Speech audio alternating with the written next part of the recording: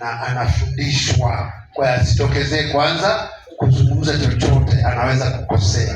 Ni sawasawa na vile ambavyo tunasema mshirika mchanga huwezi ukampa kuhubiri, unatakiwa kwanza ajifunze, aelewe. Jina Bwana libarikiwe.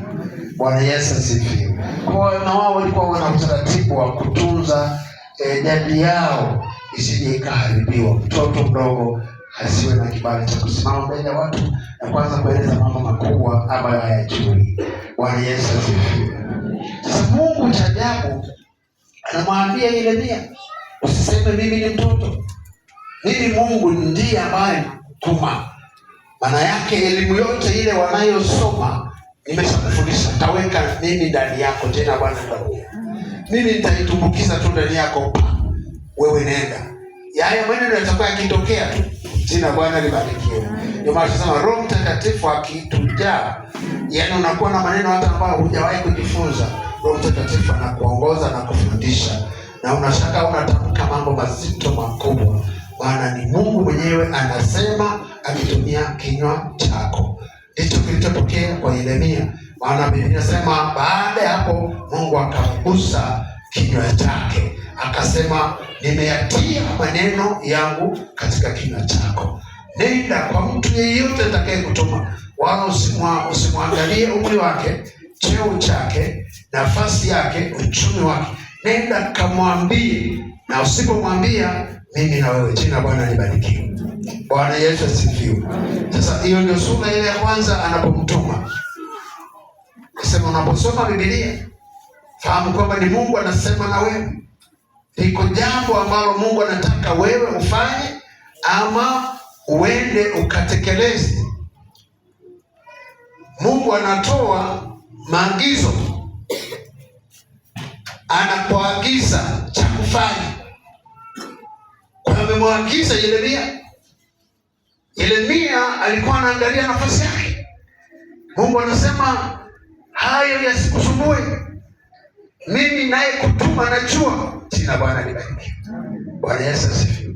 Najua, na tena ukafanye sawa sawa na nitakavyokuelekeza, wala usipindishe. Sasa ile sura ya 30 anazungumza juu ya taifa la Israeli, vile walivyomtenda Mungu mabaya, walivyoondoka kwenye sheria yake. Mungu anasema naachiria mabaya yawapate. Jina Bwana libarikiwe. Bwana Yesu asifiwe. Anaachiria mabaya yawapate, pamoja na kwamba yuko upande wao, lakini anaachiria mabaya yawapate kama somo katika maisha yao. Hiki ni kitu ambacho wengi hatupendi kukisikia. Hatupendi, yani hatupendi maono. Tukipenda tupewe ahadi zile ambazo zitatuletea kujisikia vizuri, mambo ya mema. Sasa Mungu anamtuma, anasema taifa la Israeli ni kweli wamepita mahali pagumu, wamedhurumika, wamenyanyasika, ila sitaacha waangamie kabisa.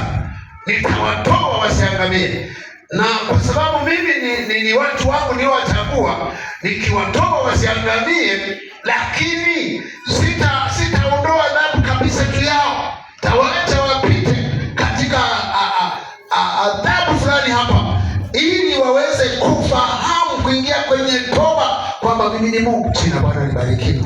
Bwana Yesu asifiwe. Bwana Yesu asifiwe. Kwamba mimi ni Mungu. Unajua, sio kila unayopitia ni shetani. Nataka uelewe kitu hicho. Jina Bwana libarikiwe. Yaani sio kila mapito unayopitia ni shetani. Wakati fulani tumempa shetani cheo kikubwa ambacho hakustahili, isipokuwa mimi ninavyoishi nimesababisha haya yatokee. Jina Bwana libarikiwe. Bwana Yesu asifiwe. Nimesababisha. Ndio mtu mmoja akasema wakati fulani tumemtaja mara nyingi shetani kuliko Mungu. Yaani tunampa credit kubwa zaidi kuliko Mungu. Jina Bwana libarikiwe. Haturudi kusema Mungu, maisha yangu yanaweza kuwa sababu